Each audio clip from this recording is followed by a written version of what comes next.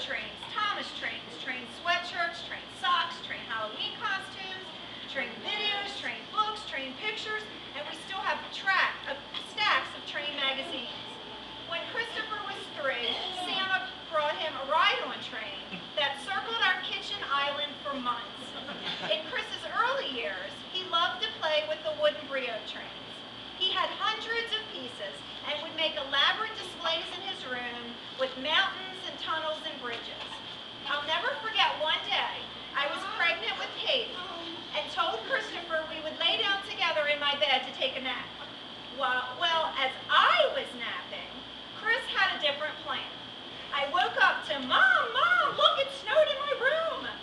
Well, the boy with the big imagination had created quite a snow scene with bottles of baby powder in his room. He had trains buried in the snow, trains plowing the snow, and even a big snowdrift blocking Henry's tunnel. His room smelled like baby powder for months. Speaking of Henry, I'll also never forget the Christmas that he decided 2 days before Christmas that Henry was his favorite. Well, Santa had already packed up his sleigh by then and just didn't have time to make yet another train. Toward the end of Christmas Day, I asked him, well, did you get everything you wanted? And in true Chris form, his reply was, well, Santa forgot Henry, but Grandma remembered. Chris never outgrew his love of trains. As many of you know, we have a room in our basement called Christopher's Train Room with his year-round train garden that he was working on just 2 days before he died. Chris could not understand how someone could not like trains and was determined to convert you into a train lover. Chris had quite a charisma about him, and he could convince anyone of anything. He even convinced his middle school that they needed to take a trip to Lancaster and ride the Strasburg train.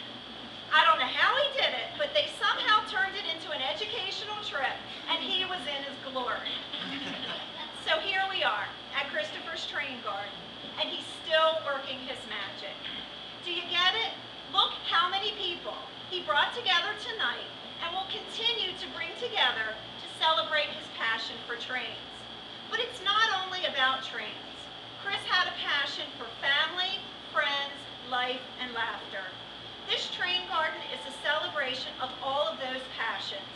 He made this train garden happen, and because we so strongly believe that he is still with us, we believe in his wonderful spirit around us. We believe in all his amazing signs that he has sent us, which he sent us a lot today. Because we believe the magic of Chris's passion took form by way of Christopher's Train Garden. Believe. That's the message of the Polar Express, the center point of Chris's Train Garden. Because of our belief, the people, the place, the resources all came together to make it happen. All of you were a part of that magic. How cool is that? All of you here tonight played such an important role in getting us to where we are today. It's the simple acts of kindness that to each of you may seem small, but to us are enormous. Thank you to everyone who had a direct hand in the train garden. The Tuesday night construction crew, my dad, Michael Fisher, my father-in-law, Raymond Cooper, Chris Lazuski, my brother-in-law, Jeremy DeLuca, our friend and neighbor, Mark Pavlitza, our friend and neighbor, Jim Ulrich, our friend, where's Jim? Wayne Thamer, our friend and neighbor. And Jeremy, thank you for your awesome job on the electric and making sure it was to code. Jeremy was at our house week after week since August. We would have been in big trouble without his expertise. I want to thank Roy Hutchins and J&R Sheds for your very generous donation of the building over there. It is awesome. David Stevens for your overall assistance in the project. Mr. Charlie from Forest Hill Train Station.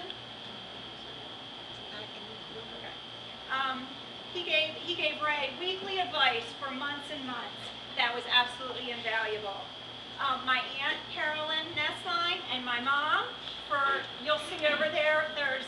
a lovely train skirt that my aunt made. Thank you. It's beautiful. My mother-in-law, Linda Cooper, who did beautiful scenery behind the train garden. Thank you. Michelle Conway, who's not here tonight, made all the sweatshirts for our family that say Christopher's Train Garden.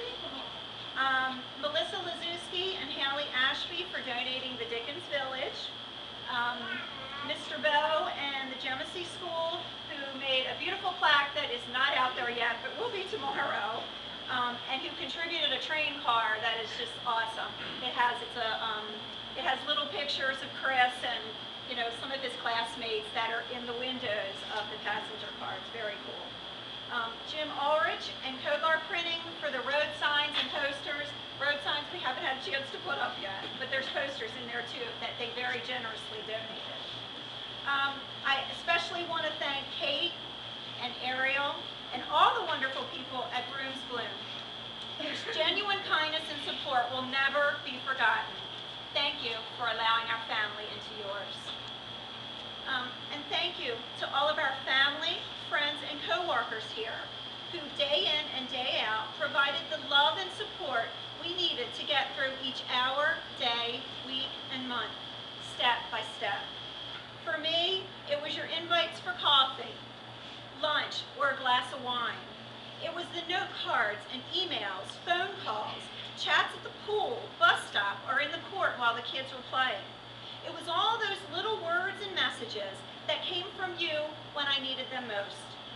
Every single thoughtful gesture, word, and hug made a difference and is the result of us being here today. And let me not forget Katie and Michael. Are they outside? Oh, okay. I am so proud of both of you.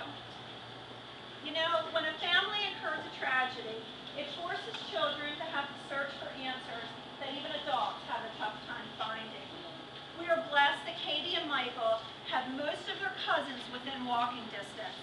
We are also blessed that they have such fantastic and true friends.